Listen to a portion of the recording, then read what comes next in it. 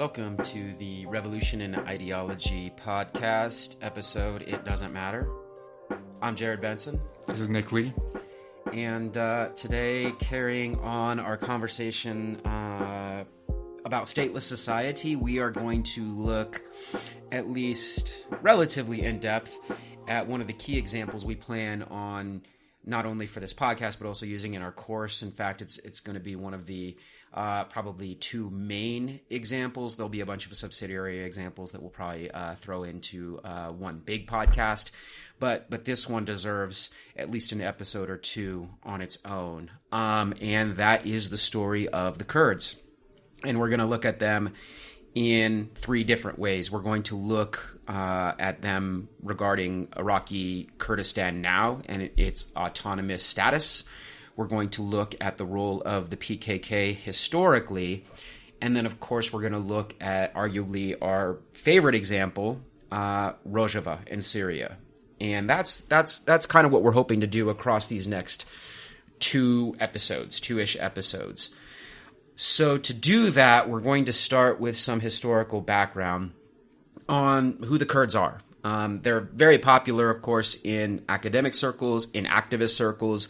People are looking at them for examples. In our research for this, using some of the other groups we were looking at, Zapatistas, Cooperation Jackson, we actually noticed that there have been associations and connections made and even attempts to reach out between these groups. So it shows how inspirational the Kurds are for what they are able to accomplish, both historically and, of course, in their current manifestation, both in Iraq and in Syria. Right now, I'd love to say in Turkey and Iran as well. However, it's not going as well in those two states for various reasons, which we'll kind of dig into a little bit more as we go through this episode. So let's kick this off with some history. So who are the Kurds? I'm going to do this, again, super briefly because this isn't necessarily meant to be a strict history lesson, but we need to know a little bit of the background. So I'm going to read from one of our sources here, a man named Israel Naami, and this is what he has to say about the Kurds and where they're from. He says, the region, and he's speaking specifically about the Kurds, he inhabits is rugged, mountainous, not given much to cultivation or commerce, but he was driven to horse and rifle. He became a scourge to everyone. But if his manners are bad, they are the manners of one who has been incessantly kicked around without an opportunity for creative self-expression. So just right off the bat, I want to get your thoughts. Basically, I thought I usually like to kick off with an enigmatic quote, and this one comes from actually 1966. What do you think of that? I think it paints, even though it's super brief, it paints a picture of, I'm assuming, what we're going to end up talking about, because I'm looking forward to this episode because I know literally nothing about the history of this group of people. But as I read some of the theory, which we'll be talking about later, Öcalan talks a lot about how, the strategy that he comes up with molds itself specifically to the population, which makes sense. And he discusses at length how even to this day, they're still living in an era, their lifestyle is still largely focused around sort of the Neolithic era. So I think that is wrapped up perfectly in that small quote there. Yeah, and I should have started with this, but one of the things we're going to do for this history section is us historians like to cite our sources. And what I did was I wanted to get an academic article or entry from different eras to kind of piece together the historical trajectory of the Kurds using primary source work. But the articles we're drawing a lot of this from come from Israel Naami, who wrote in 1966, The Kurdish Drive for Self-Determination. And then from Nader and Tassar in October of 1989, who wrote The Kurdish Mosaic of Discord. And then, who else do we have in here? We have Michael Liesenberg, who wrote Politics, Economy, and Ideology in Iraqi Kurdistan since 2003. So the goal with those three kind of like historically oriented sources is to synthesize them from three different eras and see, A, how the conversation changed, but B, what also kind of remains the same, and then draw different conclusions from there. So one of the things we look at when we look at Kurdish history is their origins, and we can go thousands and thousands of years back to this time called to this event called the Aryan Migration. And, those Aryans that became famous because some guy made him famous in the 1930s in Germany, he was very let's say he was very unaware of the diversity of what he thought the Aryans were. But it doesn't matter. The Kurds stem from the Aryan migratory period. And they carved out an identity during the Aryan migratory period until the rise of the First Persian Empire, led by Cyrus the Great and his descendants, which Nick knows I can go on and on and on about with my Persian pride that I have. But regardless, we'll skip that for now. And eventually, even during these conquests and the consolidation of the empire, the Kurds still were able to maintain their own ethnic identity. And because of some of the measures under the Persian Empire, they were allowed a certain amount of autonomy. You know, Cyrus was a magnanimous leader, at least as far as the ancient world is concerned, and allowed, like I said, a very impressive amount of autonomy for the groups that he quote-unquote conquered, or in some cases, like the Jews, liberated. Regardless, though, they are able to maintain their presence within a couple of manifestations of the Persian Empire. First, the Achaemenids, and then eventually the Parthians, and then eventually the Sasanians. And I just went through approximately about 1,000 years of history there in one sentence because I want to keep this thing moving. But eventually they fell under Arab control during the expansion of Islam in the 7th century. And Islam expanded through numerous methods, sometimes by the sword, sometimes, of course, through various conversion techniques, sometimes just because it was the most pragmatic for subject people, and, of course, because there were certain advantages of living in an in the growing Islamic Khalif at the time. One of those was protected people status. And again, I don't have time to go into all of the nuances of those right now, but during this period, it must be asserted that many of the Kurds did begin to adopt Islam as a predominant religion. And to be specific, they adopted Sunni Islam, meaning they followed the Sunnah, or the trodden path of the Prophet Muhammad, peace be upon him. The Kurds placed their faith, though, and this is key, below their ethnic identity, especially under the rise of two predominant imperial caliphs, both the Umayyad and the Abbasid. What do you think of that? Again, that's interesting because during this era, the 7th, 8th, 9th century, during the expansion of Islam, one of the expectations is there is no God but God, and Muhammad is his prophet. You place faith above all else, and one of the Prophet Muhammad's main goals was to create a united ummah, or a community of believers, and in many ways, the ensuing caliphs were successful in this, but the Kurds, at least in their own historical records, indicate that they still maintained a predominant ethnic identity that somewhat superseded their faith. What do you think of that? I mean, I think the passion for maintaining their ethnic identity still reverberates to this day, which is why they're trying to carve out their own identity and geographical area, etc., in the face of many political state actors and militaries, etc. They're still clinging on to that ethnic identity. So the passion that we see today is obviously evidenced by the fact that you just gave, that they place that above religion as well, which I think is key. And I've gone through already a couple of the different, again, quote-unquote ethnicities. I want to put that in quotes because, again, ethnicities in the ancient through the Middle-Aged world are suspect at best. There's so much intermingling. At that point in time, we've had numerous invasions. It's basically what we would call the quote-unquote Middle East, which is a term that doesn't come along later until the British are trying to orient themselves. But regardless, we'll call it the Middle East since that's probably what our audience knows it as. There's so much intermingling over the course of these centuries that it's very difficult to say what kind of ethnic purity there may or may not be. And DNA evidence today even kind of indicates that. But I do want to emphasize at this point we've introduced two of the primary actors that do play a role today in addition to the Kurds, and that would be Persians and Arabs, and I'm about to introduce the third. So during the Abbasid Khalif, around the 11th century, a group of Seljuks, they are Turks. They're Turkic in origin, which draws them closer to. They're from the east, basically. They are the people of the steppe, related, of course, to the Mongols, etc., etc., etc. There are numerous Turkic groups that still live in this region, and then, of course, the ones I want to focus on are the ones that migrated west and eventually found themselves into Anatolia, which, not coincidentally, is now called Turkey. Anyway, one of the main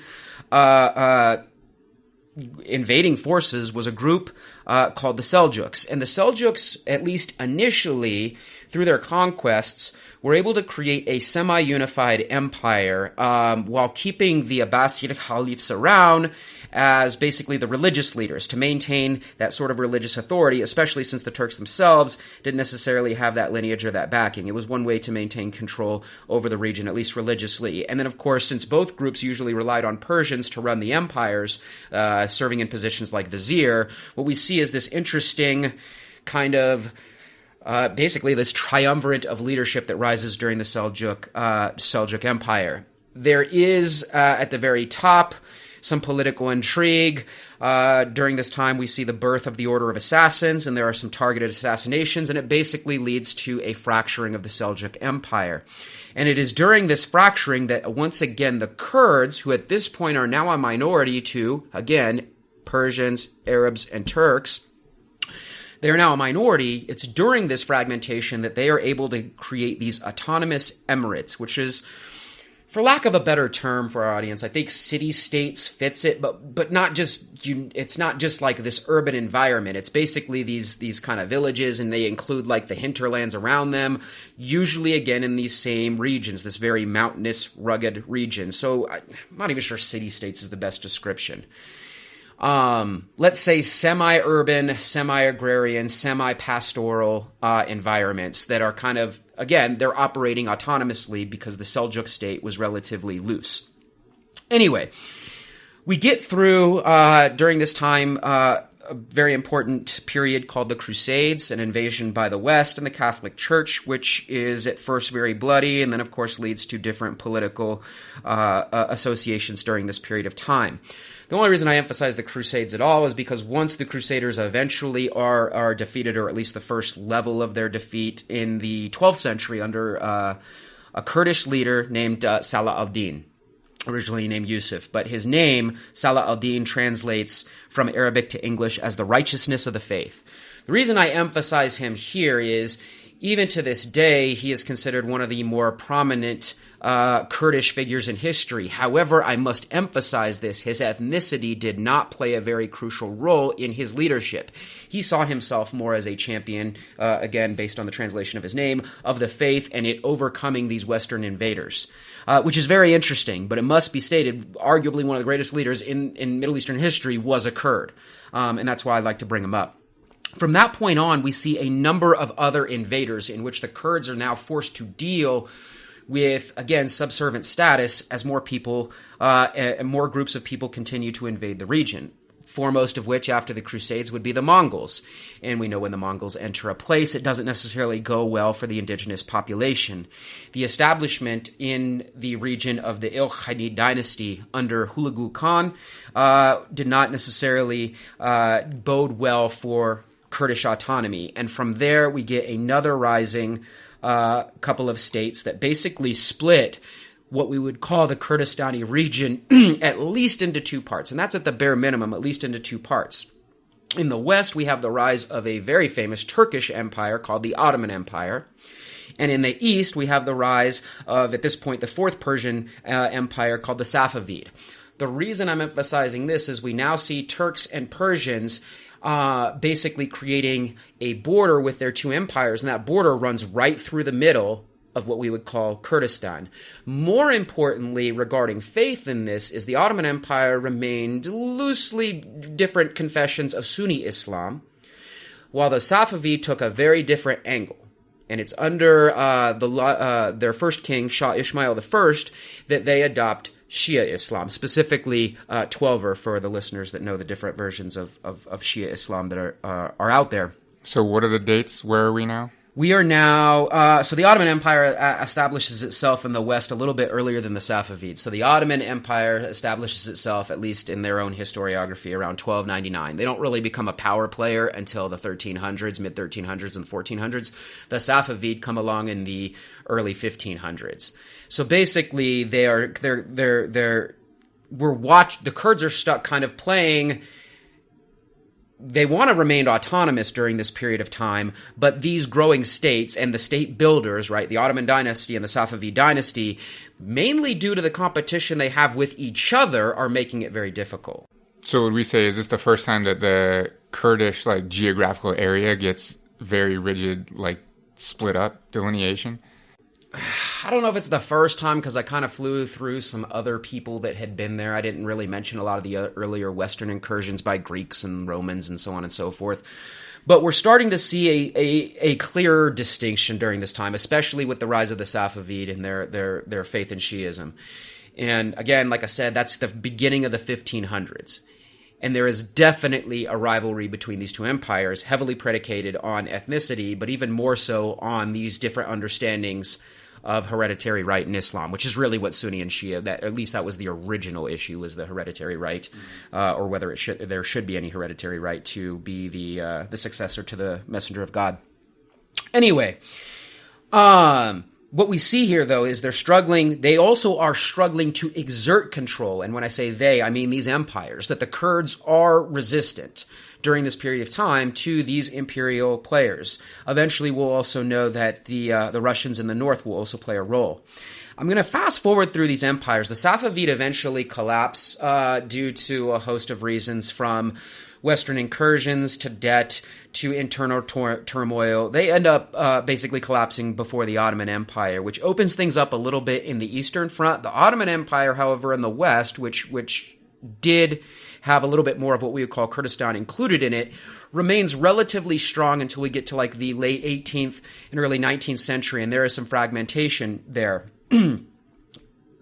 One of the things that helps fragment the Turks during this period of time, or the Ottoman Empire, is the inclusion or the allowance of basically these economic concessions, especially regarding the British. And again, this is during the Western colonial era, and they're trying to find different ways to acquire the resources, find cheap labor. We all know what colonialism is, so I'm not going to necessarily go into that. But the Ottoman Empire was a little bit too strong to outright colonize. So the British, and to a lesser degree the French, and even to a lesser degree the Germans, found other ways to make inroads into the Ottoman Empire, and one of them is through debt. It is through debt and these economic concessions that promise to get the Ottoman Empire and the Sultanate out of debt. The reason I bring this up is with these Western ideals making their way into the Ottoman Empire, well, one of the Western ideals that makes its way into the empire is nationalism. And different groups within this Ottoman state would start to want to assert their own nationalist identity and autonomy for a host of different reasons. Maybe, of course, things were not going well in the empire, which is, again, kind of an irony that many of these groups eventually were absorbed into the Ottoman Empire because of its early successes. Well, again, as we start getting into the 1800s and even the early 1900s, we see that's not necessarily the case. I hate this term, but a lot of our audience will probably know it. During World War I, or even to the lead-up of World War I, the Ottoman Empire was often referred to as the sick man of Europe because of its internal issues, its debt issues, its economic issues. So Westerners took advantage of this through quote-unquote investments, and in some ways bailing out the Sultan. Anyway, one of the ideas that comes with these Western incursions is nationalism in general, and one of the groups that began to adopt a more nationalist understanding of themselves were the Kurds. So I'm going to pause here for a second. I want to get Nick's thoughts on this. We talk about nationalism a lot in our classes, and we talk about it usually in very negative and derogating terms. I am not a nationalism fan by any stretch of the imagination, and we may even make an episode where I go off on nationalism. But regardless, for now, I want to perhaps give it a quote-unquote silver lining. I guess I want your opinion. What role do you think nationalism can play for groups that feel they are being subordinated in a place like the Ottoman Empire, or later on colonial Africa or Southeast Asia, et cetera, et cetera, et cetera? I mean, I think you just nailed it. That's exactly one of the benefits, the positives that nationalism can have, is for groups of people whose identities are being fragmented and questioned and subjugated, etc., by other groups. Nationalism is an identity that can supersede all other identities and serve to create cohesion and solidarity within a group. I mean, I think that's one of the things that it does. Now, very oftentimes, very negative things come out of that. sense of nationalism, but it can serve as a benefit to create solidarity among a group. I mean, it creates a sort of supra-identity above everything else that regardless of your ethnicity or your class or your religion or etc., you can still identify with this sense of nationalism, and everyone can have that in common. That can be a good or a bad thing depending on how it's utilized and what historical era, etc., but that's what it can do. Yeah, that's definitely one of the things we see. And there was always, like I said, this attachment to ethnic identity and sometimes a little bit of separatism regardless of what era I was talking about. And again, I went through 3,000 years of history there in 10 minutes or so. So we didn't do obviously all the justice we could have in regarding the historical trajectory of basically Kurdish identity, but that's again not necessarily the focus of what we want to talk about here. As far as nationalism within the empire is concerned, one of the things that kind of really gets people thinking are the separatist movements that were succeeding, especially in the 1800s. The Ottoman Empire began to shrink because of successful wars of independence and separatist movements within the Ottoman state. And one of those would be, of course, the Greeks, who gained their independence from the Ottoman Empire. I want to say in the early 1820s. We can look it up, but regardless, in the early 1820s and then later on, there were some Egyptian movements, although that didn't necessarily go well. That ended up co-opted by both the British and the French in certain ways. And of course, there were movements regarding Armenians, and one of the biggest and most prominent ones, which we'll talk about here in a second, were the various movements that sprang up in the Balkans, especially led by Serbians, which will lead, of course, to a world war. In fact, why wait? Well, hold on. Before we get to, of course, that, Kurdish nationalism emerged, and it led to an uprising by a Kurdish sheikh, or I think for our audience, sheik. Sometimes you'll hear it pronounced, I guess, that way here in the West.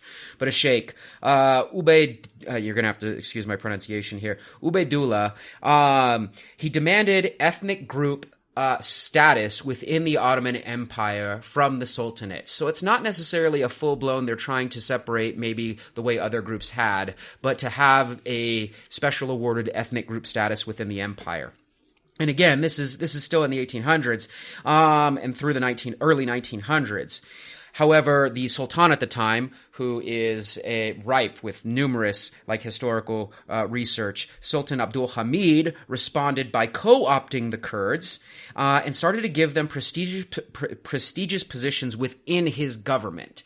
Why do you think that was a shrewd move to maybe to try and douse the flames of another nationalism? Because it wouldn't have been the first time that the Ottoman Empire had to deal with a rising nationalism. Because this empire is so huge. It is a multi-ethnic, multi-religious. You've got Jewish populations, Christian populations, different kinds of Christian populations, Orthodox, Catholic, etc., and Turks, Persians, Azeris, Armenians. You've got Greeks, Albanians, so many different groups of people all in this empire, and it's starting to fracture. Why do you think what Sultan Abdul Hamid there may have doused those flames, at least for a little bit? I mean, this is just like shrewd movement controlling 101, right? You take some members of the groups that might want to be separatist or etc., or have this prestigious status within the empire, and you take some of them and you put them in leadership positions within your government, because then you can control them, and then they have no basis for arguing against a lack of status and a lack of privilege. I mean, we've seen this throughout history so many times. That's good. No, absolutely. And then things kind of spark a renewed drive for self-determination in 1908. And it's funny because it doesn't come from the Kurds. Well, I mean, it does come from the Kurds. We don't want to take credit away. But one of the things that helps kind of inspire it is the very famous Young Turk Revolution in 1908, which was among so many different things, was somewhat of a modernizing movement that was meant to challenge the established state at that time. Regardless what the Young Turk Revolution meant for the Kurds, it means a whole lot for Turkish history. But again, this is not Turkish history we're engaging in right now. What it means for the Kurds is this idea that they, with some of the inspiration from the Young Turks, is to drive for self-determination through constitutional reform. That's one of the main goals that comes from the Young Turk Revolution for the Kurds. The Kurds see what the Young Turks are introducing, and again, modern ideals, some Western ideals, and they want a piece of this pie. And one of the things they think they can do, again, under the Ottoman, it's still the Ottoman Empire, is get their self-determination through constitutional reforms.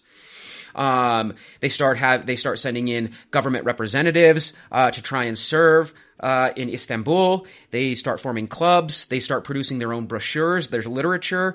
They start reproducing books of Kurdish folklore. A lot of that was like oral history, which is super cool. But now that they're starting to produce these and have them printed and distributed throughout Kurdish communities, they're clearly striving to recreate their, and this is a term I use all the time, ethically constitutive story. They're drawing upon their past historiography through both, of course, actual history and mythology.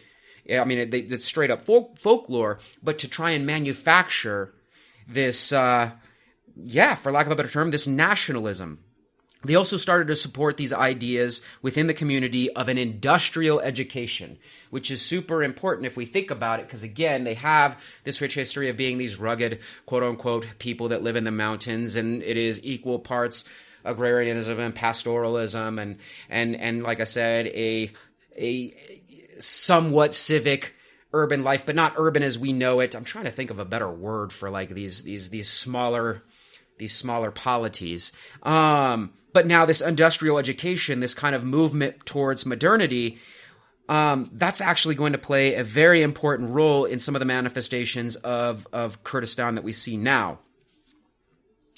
Any thoughts? Especially on the reconstruction of the folklore and the brochures and... Yeah, I have two thoughts. The first is basically that I think we've talked about this extensively. It's telling of when you're trying to create a new identity, you have to also invent a history of that group, whatever it is. And that could be straight up just like inventing, like making from nothing, or it could be a resurrection and a molding of past histories that have been suppressed, or any other number of strategies. But anytime you're trying to sort of create or rebirth an identity, you have to also do the same thing with that group's history. They need some kind of shared identity, historical identity that they can look to and share and sort of build upon, etc., going forward. And also, anytime you have a movement, you also want to look to that history to inform your actions and your beliefs and the future that you're trying to build for yourself. So that's one thought. My second thought is, I think it's very interesting how you keep trying to search for a word for this type of like quote unquote city in this area. And I think that's actually very telling. I wish I had more time to go into like a geographical analysis of this area, because I think it's key. The fact that it is so geographically diverse, which lends itself to such a diverse type of lifestyles, is probably key to why it was so hard for someone to come along, even a colonizer, and just without fail monopolize the area, because it was so diverse in so many ways, which I think is key. Absolutely. No, that's a really good point. So, I mean, the seeds are already there when World War I breaks out. And the Ottoman Empire eventually joins the Central Powers. And again, this long story short, they end up on the losing side, which is interesting because they actually, many would argue, they fared, relatively speaking, pretty well in World War I, especially winning major battles against the British. One of Gallipoli being one of them. I was pausing for a second to see if I could recall Gallipoli, but regardless.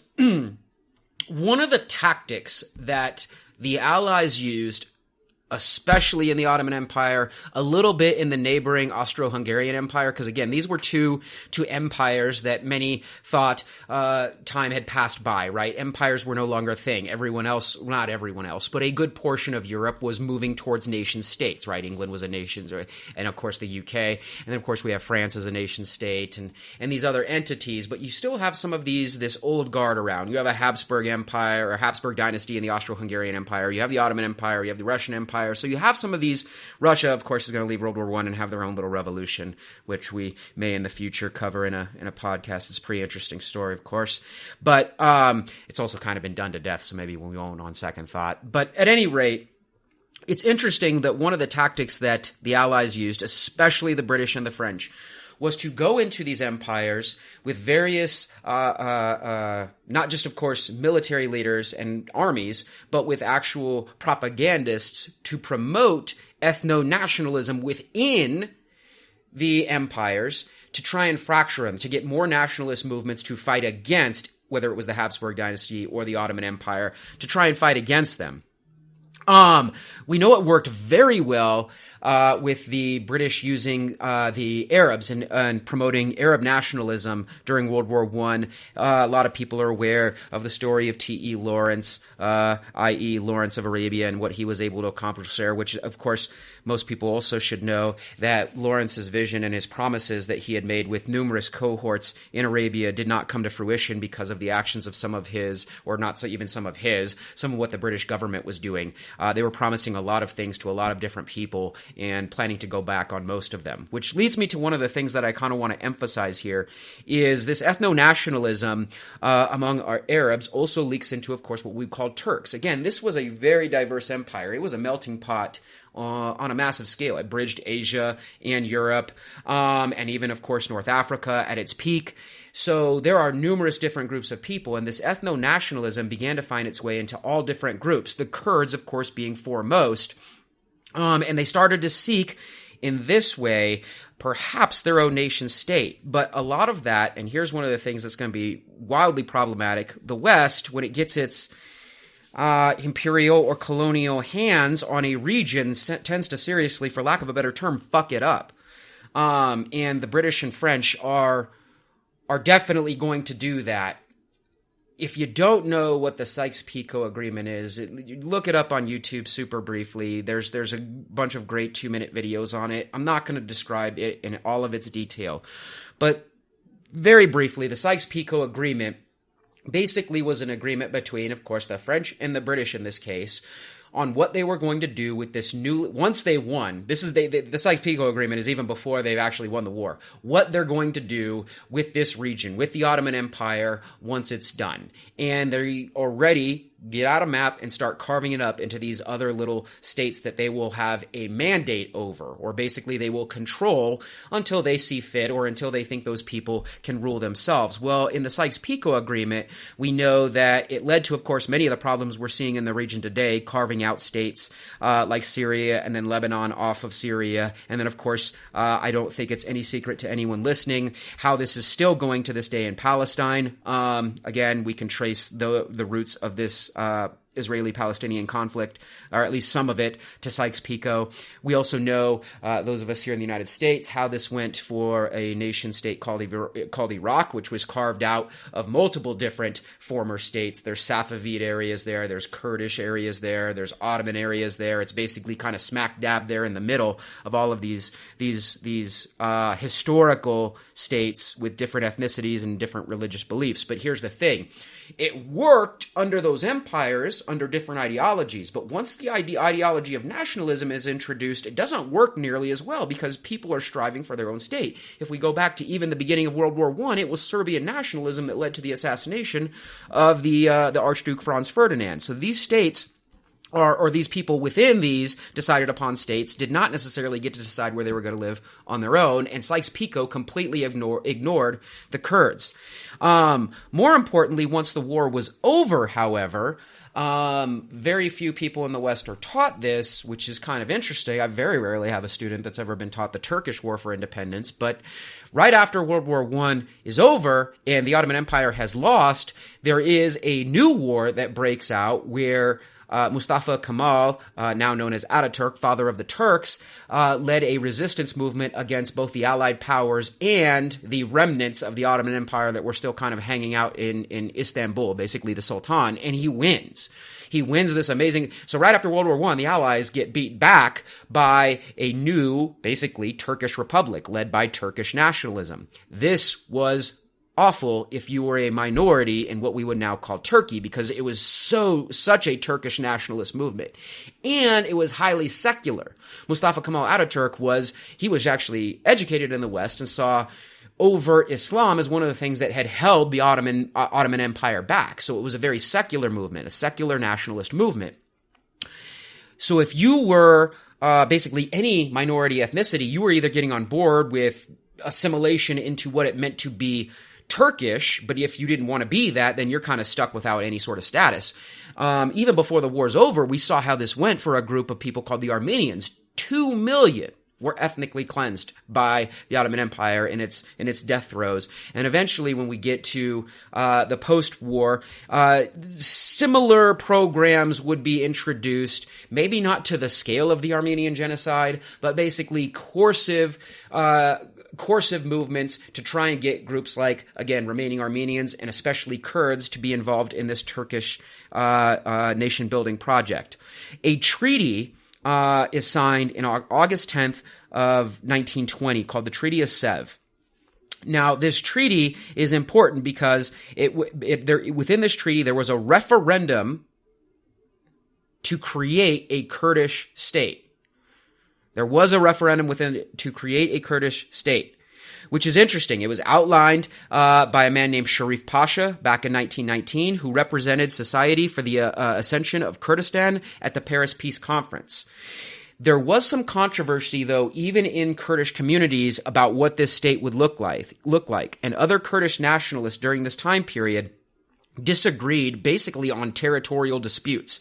This region called the Van region was not included, and so a lot of these other Kurdish nationalists were not on board with what Sharif Pasha had negotiated. Moreover, the Treaty of Sev is completely overwritten by the Turkish War for Independence, which lasts about 3 years. So on July 24th of 1923, another treaty is signed after that, after the War for Independence, called the Treaty of Lausanne, and it establishes the new Republic of Turkey and has completely overwritten the Treaty of Sev. And one of the things that's overwritten is the Kurds there's not even an option. There will be no state. What do you think of that? I mean, that's all super, again, complex, and hopefully I didn't go through it too quickly so people are kind of following the narrative here, but... All it makes me think of is, how the colonial powers want to impose nation states because that's how they can control an area. But then it's almost as if, it's not almost as if we know this. They have no foresight, because the second that they do that, then other groups, we're going to make you have a nation state. And then other groups in the area are like, well, wait a minute, we also want a nation state. And then they're like, well, no, not like that. You know what I mean? No, not you, just this one that we can control. Completely with no consideration of what actual groups of people live in a geographical area. Straight up just ignoring that. Oh, yeah. It's even ridiculous. Going back to Sykes-Picot, these guys have no knowledge of the area. And that's not unique. All the modern nation states in the West, the UK, the United States, we like to claim we understand what's going on in these regions. We know nothing. There's just pure, unadulterated ignorance when it comes to the actual situations here, and the way people have been living at this point successfully in the cradle of civilization for thousands of years. But hey, we've been around a couple hundred. We know what to do. I legit, short of some very rigid geographical border, like an island or a cliff or a river, whatever, I don't think any border actually reflects a lineage between people. You know what I mean? Yeah. So after these, the first, of course, the overwritten Treaty of Sev and then the Treaty of Lausanne after the Turkish War for Independence, the new Republic of Turkey and European mandate system basically split the Kurds into 4 areas that we now know today to kind of get us closer to the modern period. A number of Kurds end up in the new Republic of Turkey. Some end up in Iraq, which at that point in time is still basically being directed by the British. Some end up in Iran, which is very interesting because at that point in time, Iran is on an interesting trajectory. It is being influenced by both the British and what was the Russians, but now the Soviets. So there's interesting things going on in Iran, which we'll come up with here in a sec. Well, I'll talk about here in a second. What year are we? The 20s? We're in the 20s and 30s. Yeah, 1920s and 30s. And then, of course, you have Syria, which at that point was mandated by France. So we've got the Kurds split up into all these states, but also being influenced by numerous powers, both Western and quote-unquote indigenous to the region, right? Persians, Arabs, Turks, et cetera, et cetera. The Turks migrated, in the 11th century, as I mentioned, but still, they've been there long enough. And further, Turkish, Arab, and Persian statecraft, alongside Western meddling, further marginalizes the Kurds through World War II.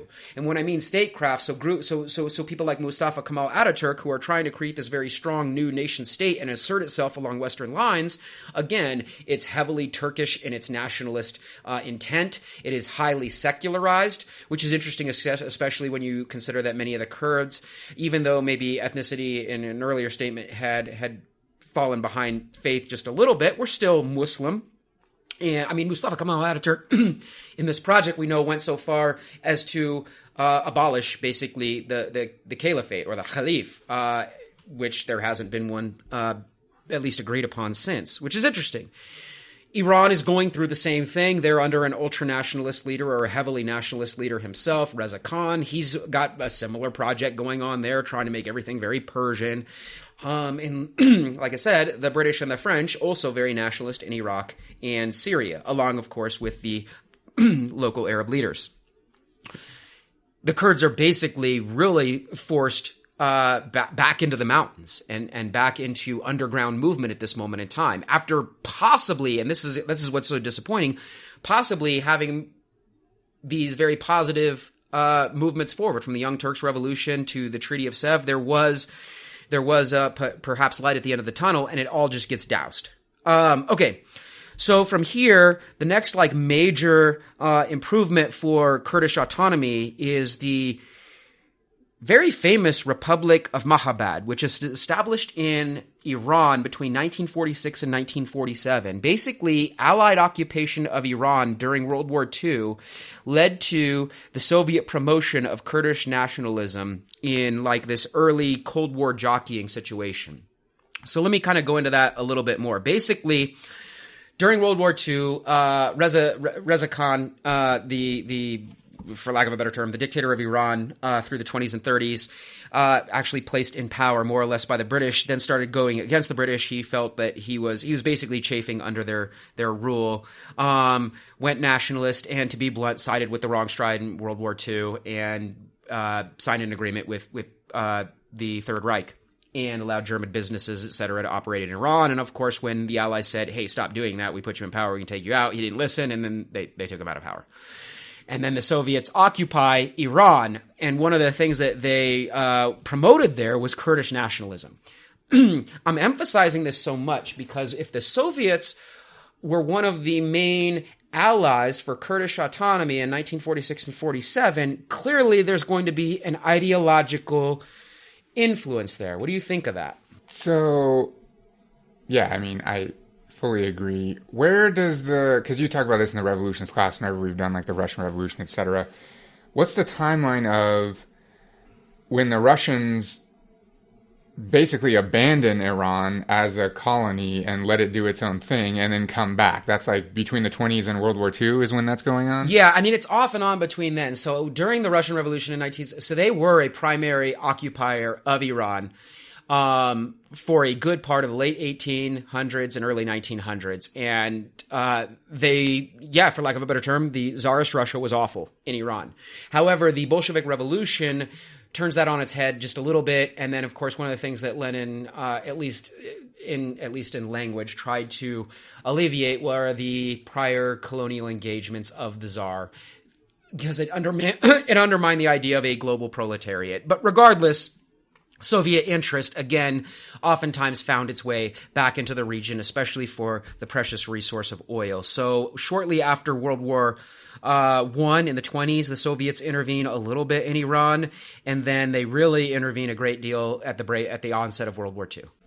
Yeah, I mean, like you said, there's obviously going to be a seeping in of Soviet ideologies into the region. I mean, that's unavoidable, especially with this oscillation back and forth of influence and control, etc., over the course of, the better part of 3 or 4 decades, 5 decades. That's going to happen. And the Soviets have successfully maneuvered different parts of the region. Azerbaijan's one of them, where they brought Soviet-style rule to the Azeris.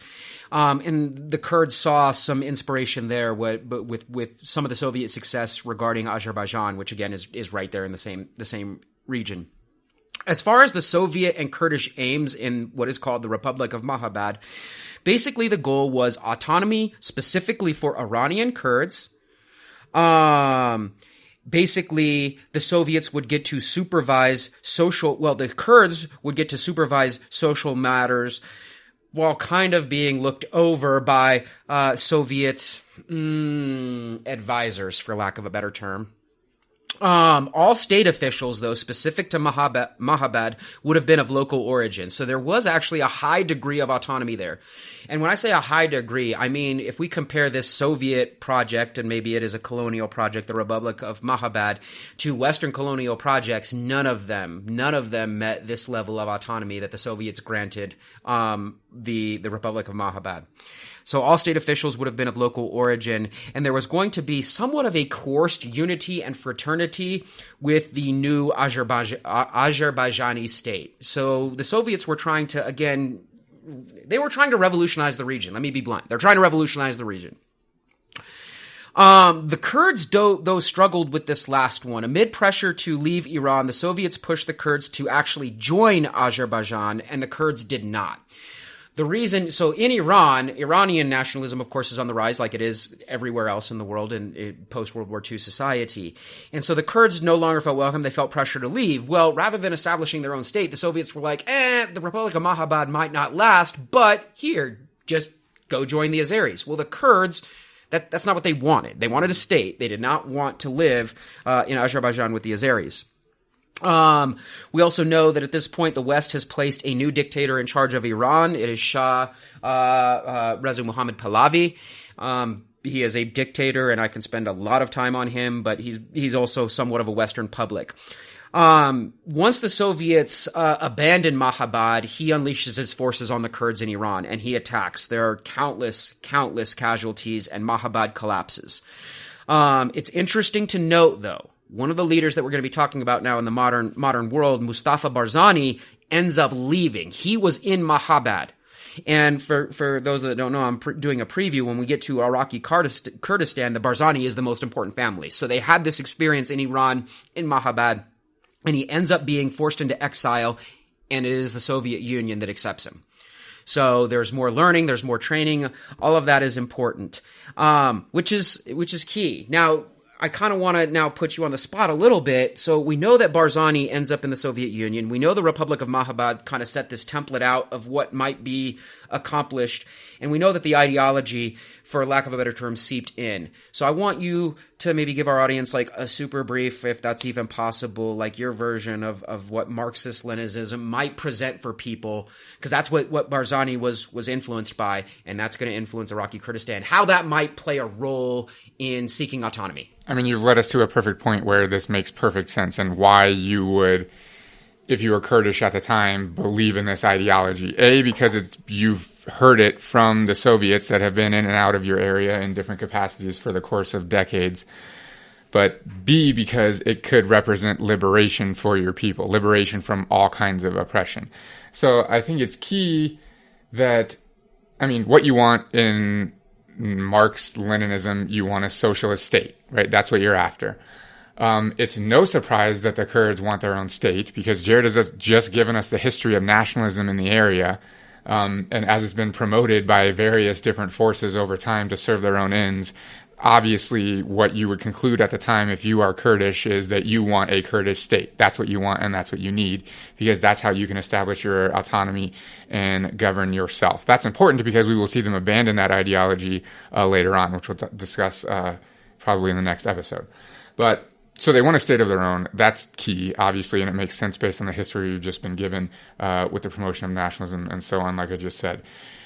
You would want a socialist state, because socialism, in theory, represents a liberation of the people from the rule of oppressive dictators, fascists, outside colonial powers, etc. So you want power and liberation for the people.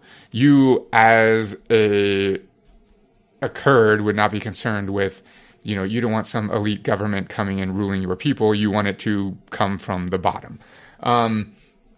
The Leninism aspect is kind of interesting, and I have to assume that's only because they were under the power of Lenin for quite a while during this era. Because if you're like an indigenous Kurd, you probably wouldn't really be all about revolution from above. You would be more about the traditional revolution from below, but you probably don't know better. I guess at the time you probably aren't super well versed if you're an indigenous Kurd in the intricacies of Marxism.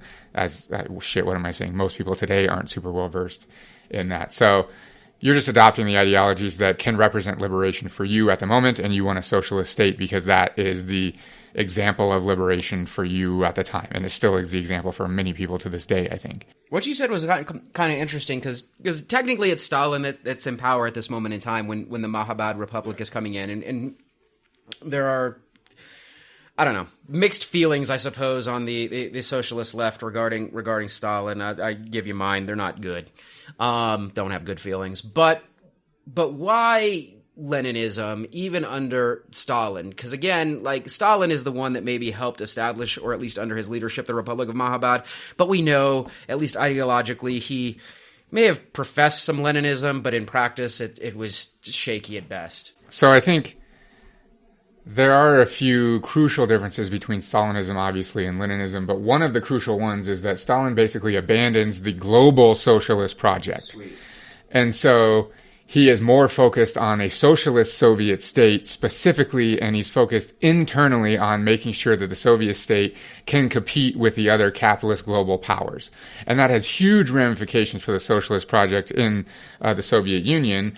But from a Kurdish perspective, if you start adopting that, I mean, you basically don't give a shit about a global socialist project. You're still trying to eke out a living for yourself and a presence, a nation for yourself in your area.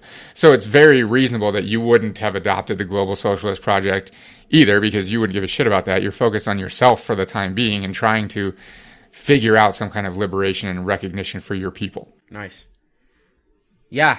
Okay, so let's talk, let's do Iraqi Kurdistan. So we're going to see I might go back and forth a little bit, like as far as the timeline to establish specifically. So now we're going to focus, again, on Kurds in Iraq. After Mahabad and a nationalist, imperialist violence against the Kurds in both Turkey and Iran. So again, Mustafa Kemal Ataturk, as I mentioned, had been violent against the Kurds at that point for the better part of 2 decades. It lightens up after Ataturk, but regardless, not a lot. And then, of course, we just found out that after the Republic of Mahabad, the new Shah, quote-unquote, the new sheriff in town, is basically being an asshole to all these various groups under the tutelage of both the United Kingdom and the United States. They both play a very important role in dictating the Shah's actions there. Iraq, though, presented an opportunity for the Kurds. And this is one of the things that I really enjoy, because we're going to see this again when we get to Syria in more modern times. Iraq's instability in comparison to Turkey and Iran was apt for organization. Also, the proportion is important here. That compared to Turkey and Iran, that the Kurds represented in Iraq the largest minority in the nation state. Now, that doesn't mean there were more Kurds in Iraq than the other places. It's just in comparison to the rest of the population, the Kurds are a massive group of people compared to Turks in Turkey or Persians in Iran. Does that make sense? So there's opportunity there. They are a large group. They're also in Iraq the most geographically concentrated. I think since we're more familiar with Iraq in the United States based on various imperial endeavors over the last couple of decades, most people know the Kurds are concentrated up there in the north northwest. It's also important to understand that fellow Iraqis in and of themselves recognize the Kurds as a separate minority entitled to certain political, cultural, and economic rights. That is wildly important because, again, that's not necessarily the case in Iran and Turkey, but Iraqis, for some reason, which isn't necessarily clear in my sources, felt that the Kurds, by being such a large minority, did not identify as Arab and deserved political, cultural, and economic rights. What do you think of that?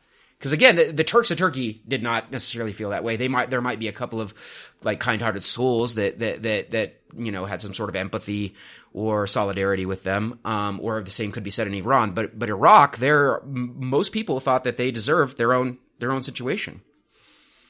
I mean, I think that could be just merely a result of the fact that it was so fragmented there, and there are so many different populations of people that it would probably lend itself to being more sympathetic to that kind of recognition, I would think. Yeah. So rewinding a little bit, there was an Anglo-Iraqi treaty in 1930 that officially ended the British mandate, but it failed to specify any specific rights for Kurds. It definitely left the British left Iraq, as much as we can say they actually left Iraq when we're talking about modern imperialism, but they left Iraq, but specified nothing for Kurdish rights.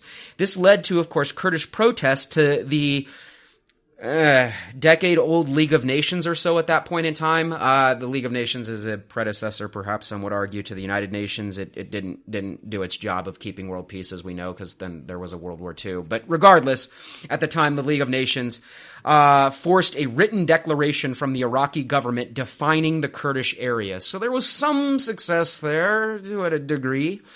Also during this time, Iraq was, again, a royal government, so anti-royal movements enlisted Kurds against the capital, Baghdad, through World War II. So basically, any Iraqi that was anti-monarchy at that point in time would use all of the disenfranchised people, to include the Kurds, to try and fight for an overthrow of the monarchy. So the Kurds actually helped challenge the capital during this period of time. The July Revolution breaks out in 1958, as we're kind of flying through some of this history here.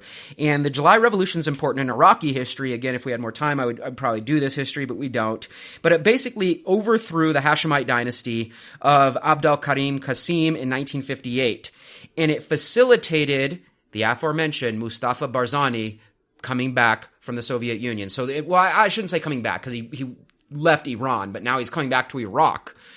And this July Revolution facilitated that. I don't want to say the second, but very quickly after he gets back, Barzani forms one of the important parties that we're going to be talking about basically for the rest of this situation. He forms the Kurdish Democratic Party. So from this point forward, I'll call them the KDP. It is the Kurdish Democratic Party for my listeners here, for our listeners. But it was directed, he's not necessarily the director, it was directed by another person named Ibrahim Ahmad. Qasim, though, couldn't keep the promises he made to the Kurds and others, and eventually he too was overthrown. The Ramadan Revolution was led by a group of people that are now, of course, very famous in Iraqi history, called the Ba'ath Party, and other malcontents. The Kurds again are once again called upon to help, and on February 8th, 1963, do so. The Ba'ath Party, of course, is successful, as we all know, and the Kurds begin to call for autonomy because of the help that they provided, not just in the Ramadan Revolution, but in the July Revolution of Abd Karim Qasim. Making a self-correction here, Abd Karim Qasim is who is put in power during the July Revolution, not removed from power. I mean, damn, like knowing nothing about the history up until what you have just been saying, their calls for autonomy, the fact that no one along this entire history was like, you know what, guys, you do deserve some autonomy. Like, what the fuck? Seriously. Well, I mean, we can even see it today, like fighting ISIS and so on and so forth, and nobody's doing anything to help, right? Like, it's ridiculous. Okay, anyway. The calls for autonomy begin, and they're led by Ismet Sharif Vanli, which was the envoy at large of the Command Council of the Revolution. So from the Kurdish Kurdish Journal, I'm going to read. We love our primary sources here, and I haven't really done one in this long history because I was trying to just speed through it. But this one's important. This one comes from June 11th, 1965. Again, this is Ismet Sharif Vanli, and this is his call for autonomy. This is what he wants. I'm going to go through these quickly. Number 1. To readmit the official use of the historical name of our country by creating an autonomous Vilayet of Kurdistan with 5 Kurdish provinces, which basically, that was a way of saying Vilayet of Kurdistan, like the rule of Kurdistan. Number 2, the pillars of this autonomy will be a Kurdish legislative body, freely elected by all the population of Kurdistan, and an executive council issued from that body and responsible before it. What do you think of that? Real quickly, because there's a bunch of points here, but I don't want to just go through them all and then make you think about them. I want to. So help me situate myself geographically. So are they calling for all of Iraq to become the Kurdish state, or they want a part? No, the part that they live in. Oh, okay. I mean, that's reasonable. Like, what?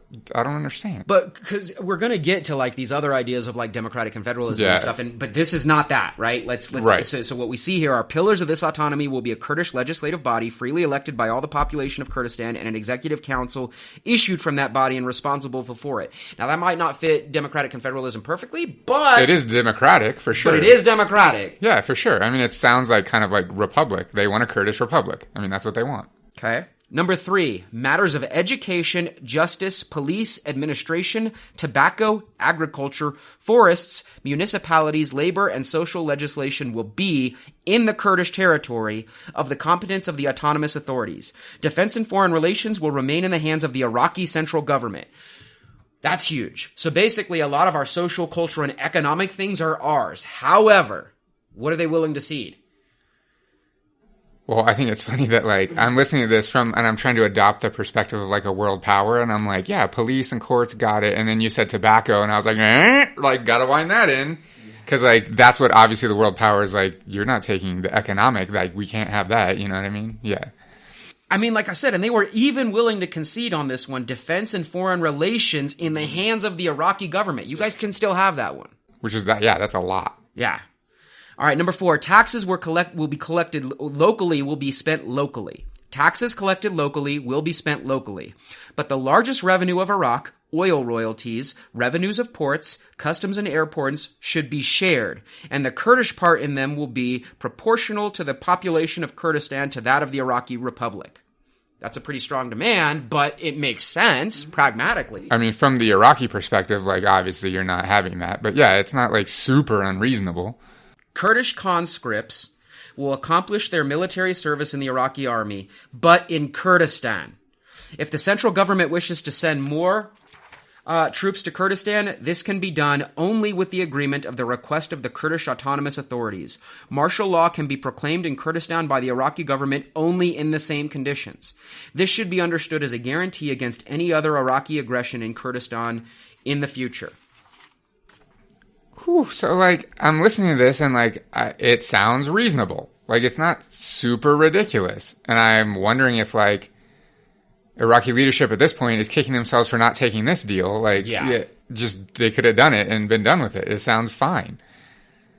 The last point, number 6. On the other hand, the last article of the program of the Kurdistan Democratic Party says that in the case of unity between Iraq and any Arab country, the people of Iraqi Kurdistan should exercise their right for self-determination.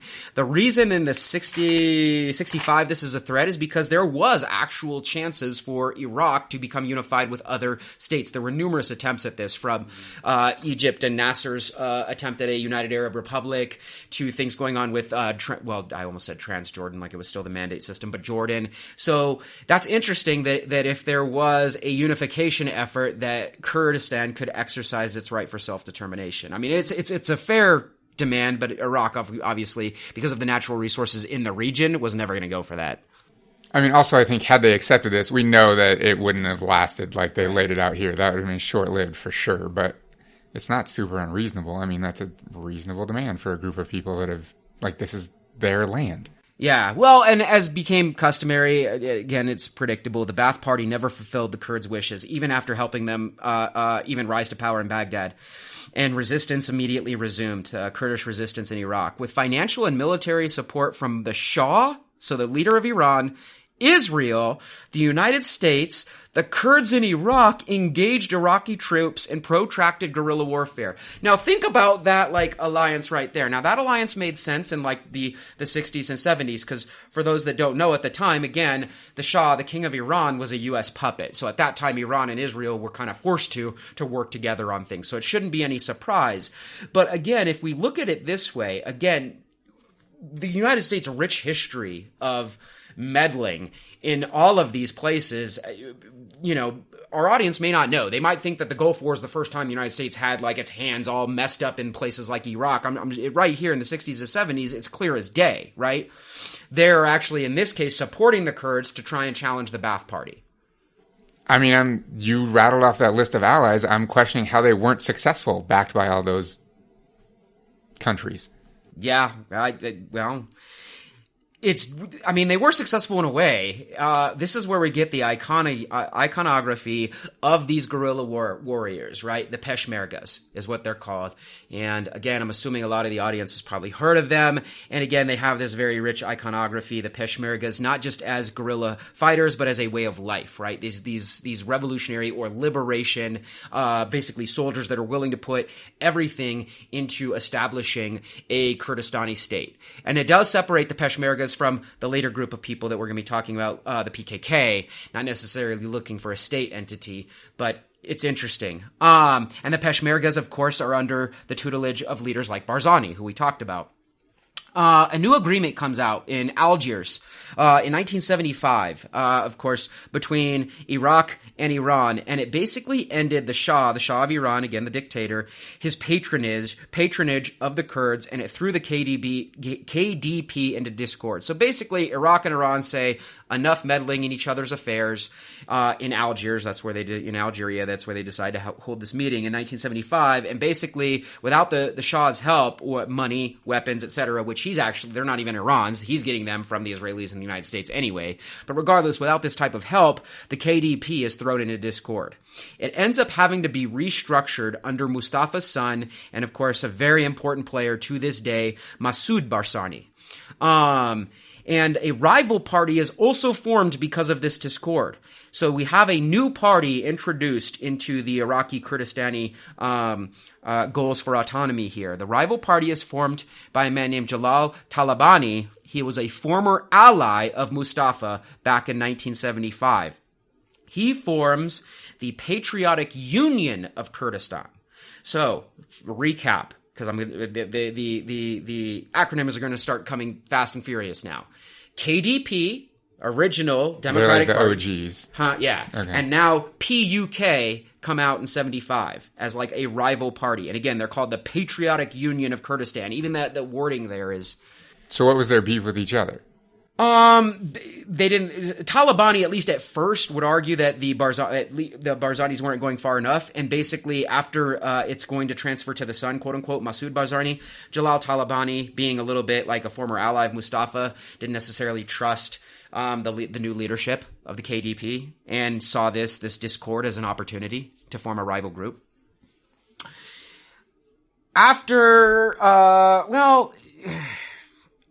how do I do this quickly? I can't, so I'll just say it. Iran had a major revolution in towards the end of 1978 through 1979. Hopefully our listeners are aware of it. We will definitely be doing an episode on that. That one's very near and dear to my heart, but I'm not going to spend a lot of time on it. The revolution is eventually won.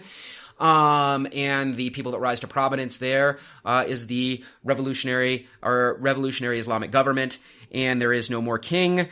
And it must be stated that the loss really hit the West hard. So hard that they supported a new sheriff in town in Iraq to invade Iran and try and seize the opportunity of a recent, revolutionized country, basically take it. So, I guess I said that kind of awkwardly. Let me be blunt about it. Basically, the West begins to support Saddam Hussein and his leadership in the Ba'ath Party in Iraq. They support him because, again, he has plans to invade Iran while it's weak. Again, fresh off a revolution.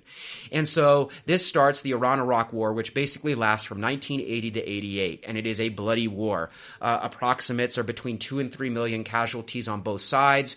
We also know this leads to horrific actions on both sides. And, of course, the irony is that the West eventually plays both sides, even though initially they're arming Saddam Hussein with things like mustard gas, which he will use. They also eventually, over time, begin underground arming the Iranians, hoping for mutual destruction and a power vacuum that the West can fill, again, namely the United States. Isn't this like the Contra affair? Eventually, the Contra affair comes out of it. So they're selling missiles to Iran to hopefully release these hostages that they think they have influence over by Hezbollah in Lebanon. That's like part of the goal there. And then, of course, they're taking the money from the Iranians that they're getting for selling them the missiles and then funneling that to Nicaragua to fund Contras there to challenge the socialist Sandinista regime. It is a big mess. Basically, the Reagan administration and all of the cronies there committed what we would call high treason, and yet for some reason here in the West, nobody cares. Nobody cares that this man broke with the Constitution. Nobody cares, and his cronies broke with the Constitution. Nobody cares that he went against, of course, the Senate and the House. It's gross, but whatever. That's a whole different topic that I don't want to get sidetracked with right now. Anyway, as far as what concerns us here regarding the Kurds, the Iran-Iraq war, like I said, with that many casualties, and of course they're stuck in the middle. They're in the middle of these two nation states that are at war with each other. It took a heavy toll on the Kurds in both countries. Basically, the Kurds were used, and their region, what we will call Kurdistan, is used as the combat buffer zone between the two states. So they're the ones that are really suffering in the Iran-Iraq war. Iraq, of course, first used Iranian Kurds in 1981 to fight the Iranian Revolutionary Guards, or the Pasdaran, near Kurdish cities. So basically, Iraq would fund Kurds in Iran to fight against Iran. Does that make sense? And then Iran's Kurdish strategy actually proved more successful, though, because they began to support Barzani and the KDP, and actually, of course, the other party, the PUK, as well. They supported both Kurdish parties to fight the Ba'ath regime in Baghdad. Turkey's watching from the sidelines here, and they are super scared of the Kurdish success, especially in Iraq and especially with the backing of Iran. And they end up deploying troops against the Peshmergas. So Turkey gets involved, and their only goal, when Turkey deploys, they deploy into Iraq to fight the Kurds in Iraq. They're not fighting the Iraqis, they're fighting the Kurds in Iraq, the Peshmergas. So they're not even in like the Iran-Iraq conflict, they're just straight going in to take advantage of the situation. And they're worried that the Kurds are carving out their own little zone here in Iraq. They're worried about that because they're worried what the Kurds in Turkey will end up doing, seeing this as inspiration. And again, when we get to like the PKK, concurrently there are things going on, but I'm leaving them off right now because they get their own little story here in a minute. Probably not a minute, but regardless, they get their own story. Okay. Anyway. Tragically, the success of the KDP and the PUK on the battlefield prompted Saddam Hussein to do one of the things he's most famous for, to use chemical weapons. And again, I must be stressed, it's been declassified now. These are bought from the West. United States, potentially UK. They supplied him with these gases, and he gasses his own citizens. Okay, so let me make sure I understand this. The Ba'ath Party is funding the KDP and the PUK to help them fight Iran. No. That's backwards. The Ba'ath Party was funding specifically Kurds in Iran who are not the PUK. So Iran is funding those two groups. Yeah, Iran is funding those groups. And they're winning. The Kurds are winning in Iraq and proving wildly crucial. So as a result of that, Hussein turns on them. Okay, got it. Yeah, and so Hussein turns on his own Kurds and uses those chemical weapons against his own citizens. One of the hallmark events occurs in 1988. It's called the Halabja Massacre. It's mustard gas, and at bare minimum, and I feel like this figure is hokey as shit, but it seems to be holding up across most Western sources. I can't find a good census from the time period from other sources, but 5,000 people died at the Halabja Massacre. That feels light to me. And I don't think it takes into account lingering effects of something like mustard gas. But yeah. So yeah, that's one of the more famous massacres that takes place. The United Nations, of course, at this point, it gets their attention just a little bit. They passed 3 resolutions, quote unquote, admonishing Iraq. But they don't do a whole lot to stop it, right? Admonishing Iraq is something. Yeah, they don't ever do anything. And I'm going to tell you why. And this is going to be super gross. The reason the United Nations doesn't do more than pass 3 resolutions admonishing Iraq is because the United States, serving on the Security Council, prevented stronger measures against the Iraqi government. And my source on this, of course, is Intisar on that one, right? Like, I cannot stress this enough. At that time, the United States was allied with Saddam Hussein. Now, that relationship is going to change in about a year. But at that time, They prevented stronger measures. Again, this is what we would consider like a moral and ethical issue here, the use of mustard gas on a civilian population, and the United Nations is proposing to come down very hard on the Hussein regime, and it is the United States that keeps that from happening. Well, it's because he's their boy using their weapons. Like, oh my God. Eventually, acceptance of Resolution 598 Resolution 598 is accepted by Iran in July of 1988. And after that resolution basically leads to a subsequent ceasefire. This ceasefire does actually not help the Iraqi Kurds, because aside from the chemical gas or the chemical weapon situation, the Peshmergas were holding their own against the Iraqi military. So the fact that there's a ceasefire means basically they're also kind of done. Amnesty International gets involved here, right?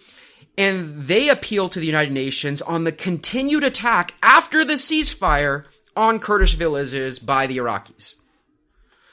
They used overwhelming force, including, and this is a quote, and I quote from Amnesty International, using overwhelming force, including chemical weapons, the mass killings are part of a systematic and deliberate policy by the Iraqi government to eliminate large numbers of Kurds. Or for lack of a better term, Amnesty International basically is calling this genocide, an attempted genocide. By 1989, over 60,000 Kurds fled to Turkey, which makes Turkey very nervous as well, but we'll get to that later. Untold thousands also make their way into Iran. And important, the ones that go to Iran are led by Barzani still and the KDP. So they seek refuge in Iran. So basically, many Kurds had to leave Iraq. So the PUK is holding strong. I don't have info on the PQK. I actually think PUK leadership might have ended up in Turkey, because there are going to be different alignments here in a second that you're going to kind of see. All of this kind of comes to a standstill briefly when the United States decides to get even further involved. They basically invade Iraq in 1990 through 91 because Saddam Hussein had invaded Kuwait, and we get the very famous Operation Desert Storm. I guess it's not even that famous. It's famous that people know about it, but we actually don't. There's not a lot of... I've noticed in a lot of academic circles, there's just not a lot of talk about it. It seems like overlooked. It's one of the overlooked conflicts in U.S. history. But regardless, I'm going to overlook it right now because we don't want to spend a lot of time on it. But it leads to, of course, more instability. Right after the war, and the United States, of course, is successful in this war in defeating the Iraqis out of Kuwait. They do not... very famously remove Saddam Hussein from power. That will come, or attempt to, it will come later. The post-war rebellion that takes place, though, is important. There is a rebellion after the Gulf War in the 90s, and this instability fueled a militant response. Opposition parties begin to unite into another group called the Iraqi Kurdistan Front, or the IKF. This is important. So not necessarily KDP, or PUK. Now we have IKF, a militant party, and they forcefully gain control, importantly, in Erbil. Now, Erbil, for I don't know if you know this, but that's the capital right now of Iraqi Autonomous Kurdistan. So Erbil is taken by the IKF in the 90s. Well, so the way you described it implies that like the other two groups weren't militant, but it sounds like that they were. They're all militant, but I guess the IKF is arguing that since one's hanging out loosely in Iran and another's hanging out loosely potentially in Turkey, that the IKF is now going to take matters into its own hands. Got it. The IKF organized elections for a regional parliament in May of 1992. The KDP and PUK who have both basically found their way back now that the IKF actually controls these cities. It controls Erbil, Suli, and I can never pronounce it well, Suleymaniya, and Duhok. KDP and PUK representatives make their way back in. So the IKF is kind of like a military front, but the KDP and PUK become more political parties now. They win 49% of the vote and gained 50 seats in a parliament that was established in 1992. Again, Erbil and the regions around it are kind of autonomous at this point. Regional governments are then formed with ministers, deputy ministers, and they are divided relatively evenly between the two parties. So they're just doing this. Like, Iraq is not cool with this, but what are they going to do? Like, they just lost a war to the United States. The party's weak. There are Sunni and Shia conflicts that Saddam Hussein is dealing with at that moment in time. So the Kurds are just seizing this opportunity. Opportunism is like huge for what we're seeing here with this example with the Kurds. So after Desert Storm, Hussein is still in power, right? Yes, but dealing with rebellions. What did Desert Storm accomplish? It got Iraq out of Kurdistan or Kuwait. Yeah. Okay. And it accomplished a complete destruction of infrastructure, and it was devastating. That's actually one of the things that is overlooked here in the West. How devastating things like the Gulf War and then eventually the sanctions were on Iraq, and then the mass bombing campaigns under the Clinton administration. Like, it was. We eventually get the oil for food program and stuff like that, but it was like complete destabilization of the region. There's no defending a Hussein regime. There's none of that. But there was not a lot of tools left for him to succeed with either, right? The United States wrecked that economy, just absolutely just destroyed it. And hundreds of thousands of people died. Like, that's the thing we don't remember. Like, when we do a casualty count of the Gulf War, we usually don't count like the aftermath of the consistent like sanctions, bombing programs, all that stuff that continued. Hundreds of thousands of people died in Iraq due to the actions of the United States. Anyway, friction escalated during this time period, and it rose in 1994. And when I say friction, it escalated between the two parties. So infighting in the parties really becomes a problem in 94. So it only took 2 years for this to be an issue. And what are the two parties again? The PUK and the KDP. Where's the other party? The IKF is not necessarily like a party. It's like a militant wing. So it's like the EZLN of Zapatistas? I don't know if I want to make that direct connection, but in a way. Now, one of the reasons the infighting rose, or at least it is proposed that it rose by some of the sources that I mentioned at the beginning of the podcast here, is because of the United States sanctions and internal Ba'ath sanctions. So Iraq is being sanctioned by the United States, so the Iraqi government or the Iraqi economy is in the shitter. Then Iraq, on top of that, is sanctioning Kurdistan, so they're dealing with 2 times the sanctions. And it is wreaking havoc on the well-being of the Kurdistani people. Not just their economy, but like health, water. I mean, it is a huge problem. And so this is still just an autonomous region within Iraq. Like, they don't have their own... So they recognize themselves as autonomous. Clearly, the Hussein regime does not, nor does any country around them. Yeah, okay. And the way that Saddam Hussein is deciding to deal with them is through sanctioning them the way he is being sanctioned by the West as well. I just struggle every time I read about this or talk about it because, like, we use the term Kurdistan, and that implies that it's like a state, when clearly it's not. You know what I mean? Yeah, okay. So the party infighting even led to violence between the parties as they competed for influence in major cities like Erbil through 1996, and there are actually a lot of Kurdish civilian casualties. The United States eventually steps in and finally brokers a peace just between the Kurdistani parties in 1998. So that's important for us to understand that the situation had gotten so bad. And again, I'm not talking just like a poor economy. I'm talking like people, like there's food shortages, right? Like it's huge. Would it have been this unstable if there were no sanctions first, A, by the United States, B, by then the Ba'ath regime? Who knows? Well, if you were the Ba'ath party, why wouldn't you step in and just like fund both sides for mutual destruction at this point? I don't have an answer to that. I really don't. I mean, maybe they did. I don't know. I don't have an answer to that. Unfortunately, other things take place in the 1998. Specifically, Infata-style economics begin to cause issues. And this is something that I did a lot of work on. I did master's work on the Infata and how it applied to Egypt. So it was much to my surprise when Egypt was not the only petri dish for the Infata. I did not know that until I did this research and found out that they attempted it in this Kurdistani region, Infata. That basically translates, and excuse my Arabic, but it basically translates as open door economic policy. Just jump right into the global market and see how that goes during a neoliberal era. Well, of course it's going to go awful. You're entering into the market behind the curve. Behind the curve, of course, your parent country, quote unquote, of Iraq, and of course behind the world at large. It never goes well. There is no equal competition in globalized capitalism. We know this. So immediately this leads to more issues. And one of the biggest issues is rampant inflation and debt. That always seems to happen when these smaller states try and enter an open-door economic policy. Hey, we're here to help, IMF, World Bank. Just take out a couple of loans. We'll see how this goes. It never goes well. And so the Kurdistanis get stuck in basically this neoliberal nightmare. Then a program comes that might help them out a little bit. It's called the Oil for Food program, which became famous here in the United States. It's basically a program that was co-opted by the parties, and it does gain them stability because, again, you can get oil, basically exchanging oil for food. And once people are less hungry, they're less cranky. That's fine.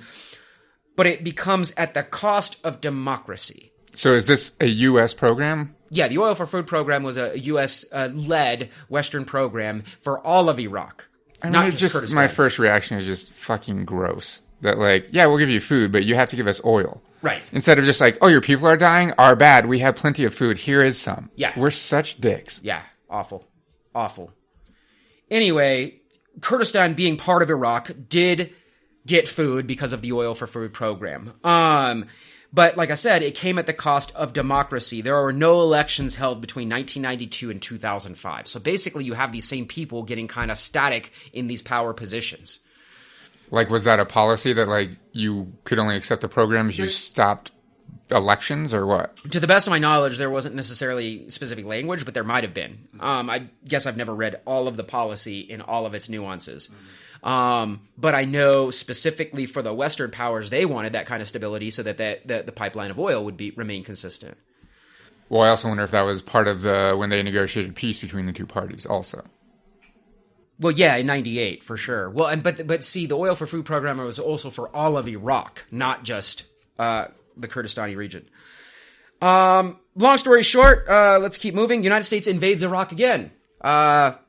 Decade or so later, in 2003, under highly manufactured auspices. I don't know if anyone's found those WMDs yet, and we sure as shit know that there was no connection between the Iraqi government and what took place on September 11th. So I don't know. It just happened. It just magically happened, and it cost thousands and thousands and thousands of people their lives. But who's counting at this point? The post-war, after the war, we know, again, how it goes. Actually, not nearly as successful, quote-unquote, from the U.S. perspective on the Gulf War. It doesn't go as successful as the Gulf War, and there is still massive instability in the region. Again, this is now where we're at. 16 years later, it's 2019. 16 years later, like still. But hey, G-Dub got to say mission accomplished on an aircraft carrier or a battleship or whatever the fuck he was on. So, power, I suppose. Anyway, I have lots of thoughts on this, but I'm going to keep going. Although I do want to, this is when they got Hussein finally, right? They do, yeah. Saddam Hussein is eventually. Not that that's worth it. I just wanted to throw that in there. Yeah, it's during this invasion. Yeah. After the war, we have the further entrenchment of these two parties in Iraqi Kurdistan. And they were able to use oil revenue from occupied Baghdad to do so. So basically, they're getting revenue now, and Baghdad is occupied by the Coalition of the Willing. God, just makes me want to throw up in my mouth. Whatever. Yeah, so Baghdad's occupied, and this oil revenue is helping these two parties further entrench themselves in Iraqi Kurdistan. Which is, it's interesting. This help for Kurdistan helps them dodge the infrastructural devastation and economic hit that the rest of Iraq dealt with. Iraq is still a mess to this day, but Kurdistan is not because of the oil revenue and arguably the stability of the two parties. Even though like democracy kind of took a back seat, Kurdistan was relatively, God, I don't even want to use the word stable compared to the privilege we live with here in the West. But in comparison to the rest of Iraq, more stable. Yeah. Anyway, they eventually are able to negotiate a new constitution. Excuse me, not just the Kurds, everybody's involved in this. In a new Iraqi constitution, I should be clear here.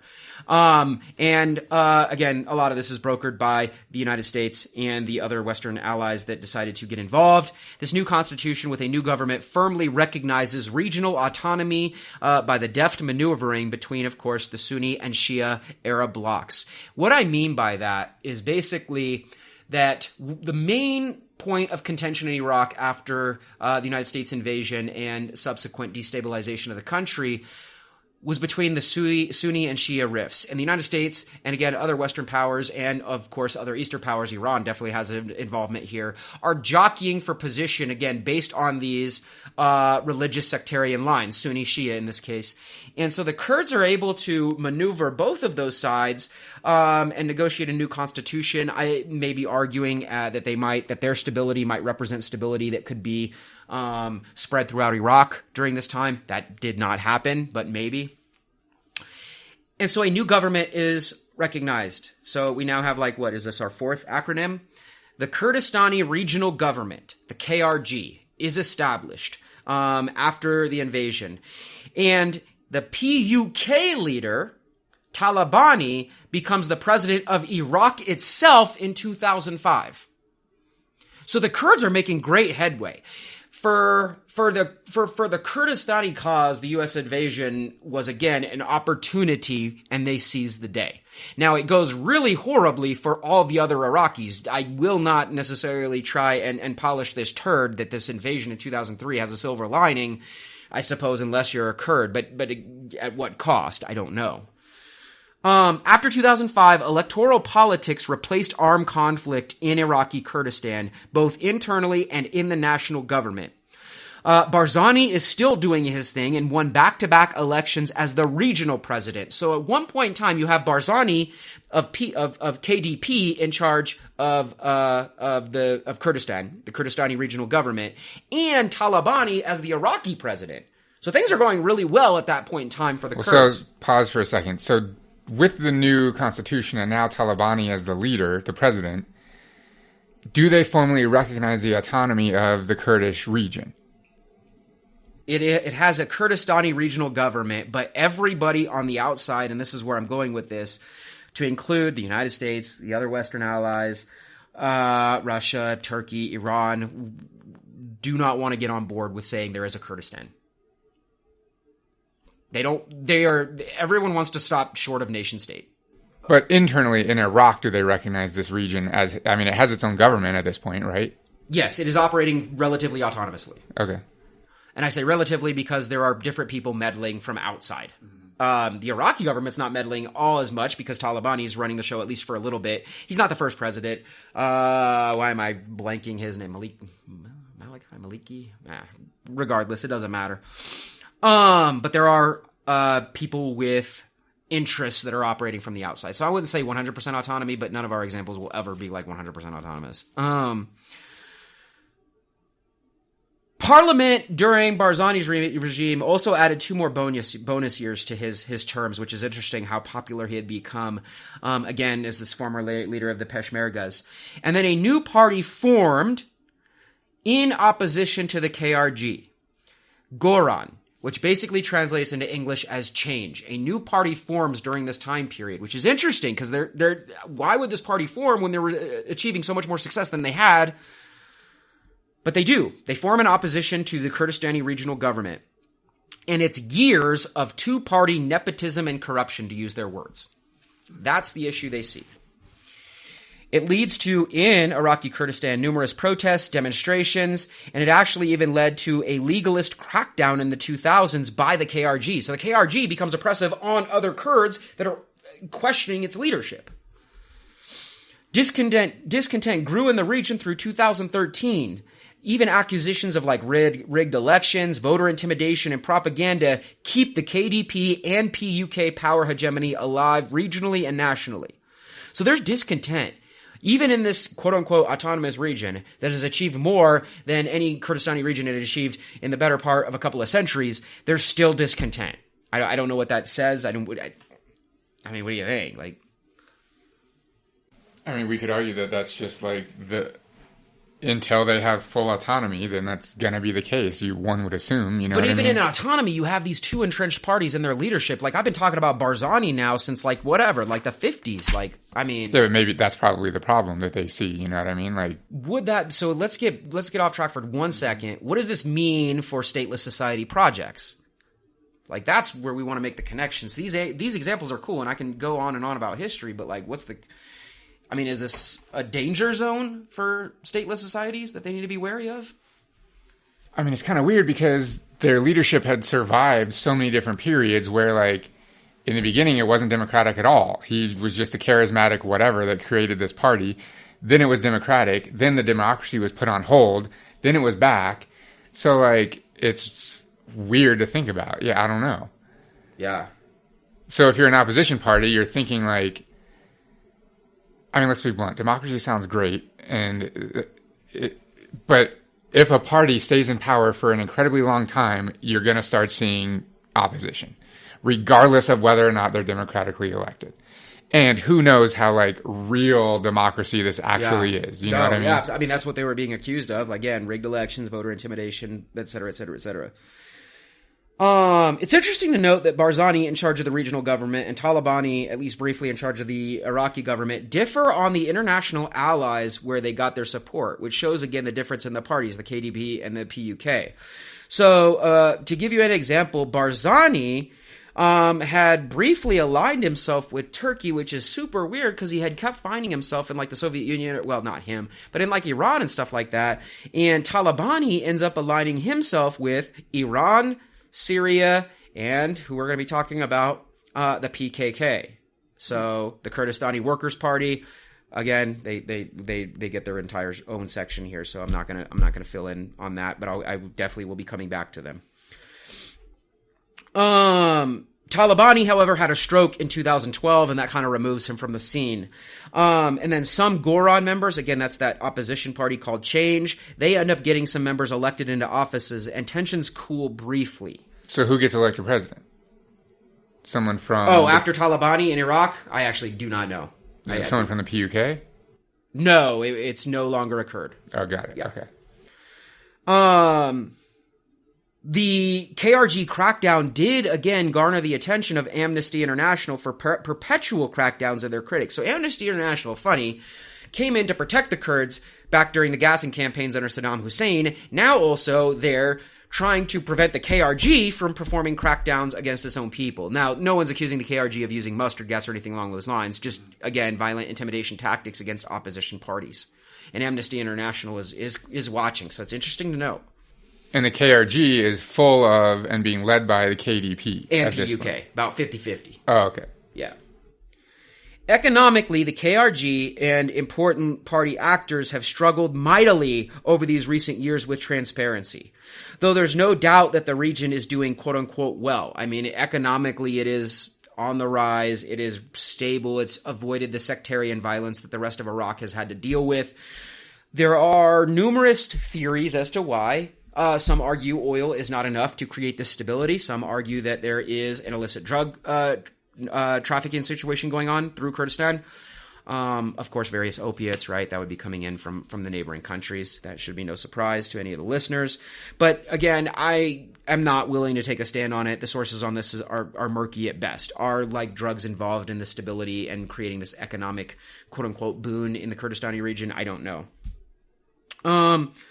Who's in? Who's in on the stability of Kurdistan? The United States, Baghdad, other Kurds, all, I don't know. Like, again, everybody's hesitant on just saying this is a country. It is part of Iraq style. It is still part of Iraq. It still has the KRG running the show. It's still under the tutelage of two primary parties, the KDP probably with a slight majority over the PUK, at least in terms of support. So even if it's not its own nation state, is it, like, similar to, like, a province or something? Like, does it have its own status as that? Yeah, I mean, under the Constitution that we talked about after the war, like, I mean, technically, yeah, it does, but But their goal was a state, which is kind of funny that we're using them as an example for stateless society, but it's not necessarily only them. We're actually using them to juxtapose against the PKK and eventually Rojava that we're going to be talking about. But, I mean, it is interesting. Ideologically, since 2003, sectarian violence between Sunnis and Shia in Arab areas has risen, but Arab-Kurd violence has actually declined since the establishment of the zone. And Arab nationalism eventually gave way to religious division, which is, again, interesting. I'm going to kind of finish up here by going through some of the more recent events. Outside destabilization by the United States and Russia in Iraq and Syria led, of course, to the rise of Daesh, or better known as Islamic State, going by both ISIS or ISIL, numerous names here in the West. Needless to say, everybody in the West is always super scared and have certain feelings, and that's fine. I don't want to necessarily dig into this, but I must stress, and I will stress this over and over again, the only reason this group came into being is because of Western meddling. I must stress that. Like, they gave rise the opportunity. Shoot, some of the calls for things like a caliphate, like those things were unestablished by the West back in the day. So I must stress this. Like, if people want to know why this thing is here, why this party is here, and why they're using these violent tactics for aims that are highly questionable at best, and downright deplorable at worst, it's because of the Western destabilization. Like, I must stress this. Like, the more the West continues to meddle in various regions of the world, the more they produce these types of results. So I do want to, that needs to be out there. Regardless, ISIS is a thing. But their rise contrasts the more secular Kurdish nationalism in a similar region, right? Like, they're sharing these various regions. The conflict put the Kurds in basically a new transnational public sphere. Not my words. They are tied to the ideology basically during this time period, and based on the rise and existence of ISIS. Kurdish replaced Arabic as the main language of public communication and education, and then, ironically enough, English actually replaced Arabic as the second language many Kurds would eventually learn during this time period.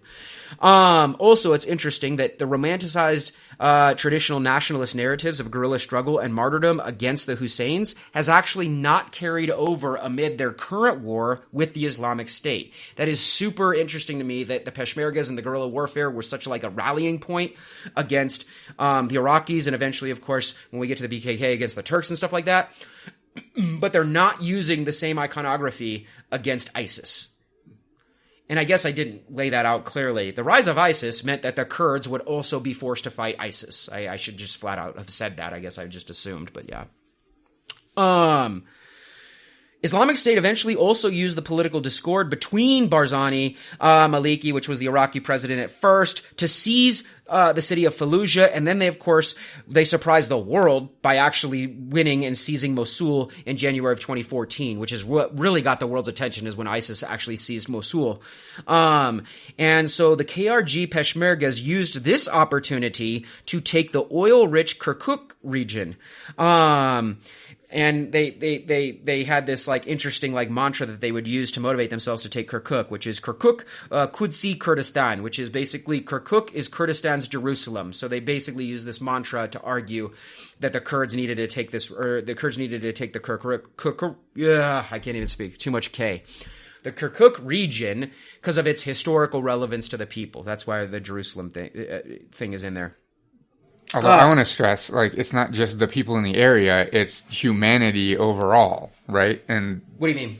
As far as this region being crucial to the history of human beings and the cradle of civilization, etc. The whole region, yeah. Yeah, the whole region. Like, this is the cradle, yes, the cradle of civilization. Well, I think it's weird that, like, ISIS destroying all these monuments, etc., is on the news all the time, and people are like, oh, that sucks for them. Well, it sucks for human beings. Like, it's the history of civilization. I must also stress, and ISIS is wildly problematic for destroying all of these various monuments, and, of course, non-Sunni Islamic places of worship, so other groups, Sufi, Shia, etc. But we're ignorant if we think U.S. and British and Russian bombs are not doing similar things. Oh, for sure. So, like, there's a lot of blame to go around regarding that. Okay. Okay, anyway, Baghdad hates the fact that the Peshmergas are able to seize the Kirkuk region because, again, it's oil rich, but they have no way of stopping it. Like, they are just not strong enough to do anything about it. And then this is where IS, or the Islamic State, fucks up royally. They then began to attack Kurdish territories, and that's not going to go well for them. They attacked a lot in Sinjar, which led to at least initially a refugee crisis, as they already had numerous people, because this also is coinciding with the Arab Spring. So, Syrian refugees are also flooding the region. So basically you have this mass refugee crisis in the region. New refugees end up showing up in parts of Iraqi Kurdistan. Yazidis, Christians, other small ethnic groups find themselves here. The Islamic State is kind of funneling them, basically testing the Kurdistani regional government's ability to protect persecuted minorities. So the IS are funneling a lot of these refugees there. This also coincides with the emergence of one of our key topics, which gets its own, episode, the emergence of Rojava. This is coinciding with that. So when we get to that, I want the listeners to keep that in mind, which is a rival, group at this moment in time. So the PYD, YPG, YPJ, I'll break those all down in a future episode, in the next episode. And they're all, of course, operating under the guidance and tutelage of the PKK. I do know that 5,000 PKK guerrillas happen to be transferred to Rojava during this exact time period when IS is engaging with Iraqi Kurdistan. So that's important to note that they seize this opportunity. The PKK kind of watching seize this opportunity to move their guerrillas into Rojava, into Syria, and they're getting support, the PKK, from Iran. So that's interesting. We see the reemergence of the PKK in Syria, which becomes a problem which might become a problem for Barzani and the KRG ambition. The reason I say it might be a problem is, ideologically speaking, Rojava so far is taking things so much more radical than Iraqi Kurdistan. It's making the Barzani regime at this point in time, even though he's not president anymore, look very conservative. And a lot of Kurds are finding support, and that support is going towards Rojava, PKK, again, all of the others, PYD, etc. So again, they're now on the international stage, they're the stars, no longer autonomous Iraq. Does that make sense? Okay. Peshmergas during this time end up backing off Rojava, and then, of course, fight against is the Islamic State, allowing the PKK and the YPG to win the hearts and minds of the local and global audience.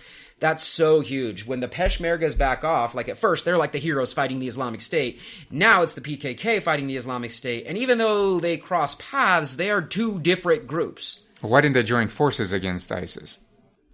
We don't know yet. So, interestingly enough, never mind. I don't even want to reveal any of the source on this stuff. Basically, let's just say I tried to get somebody that knew the actual boots on the ground situation to come in and talk specifically about this incident, and they could not. Why PKK, Peshmergas, YPG, etc., are all kind of operating in this sometimes loose alliance, sometimes not alliance, sometimes contested situation is apparently more complex than people are willing to again dig deep into right this second. I guess it's just still too current. I know that might not be the answer everyone wants to hear, but I tried to get more clear answers on this and could not. Anyway, like I said, the heroism of the PKK and the YPG becomes really evident in the Kobani resistance movement, which was all over the news for a while.